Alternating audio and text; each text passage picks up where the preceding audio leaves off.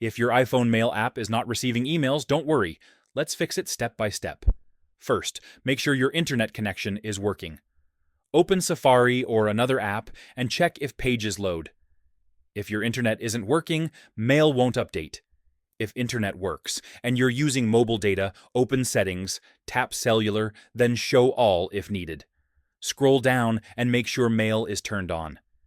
If it's off, the Mail app can't use cellular data. If it still doesn't work, go back to Settings, scroll down, tap Apps, and find Mail. Tap Mail Accounts, then select your email account. Now tap Delete Account. Don't worry, this only removes it from your phone, not from the email provider.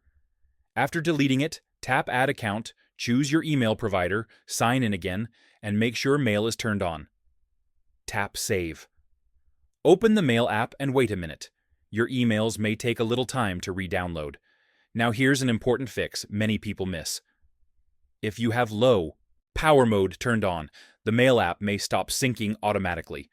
Go to Settings, tap Battery, and turn low power mode off.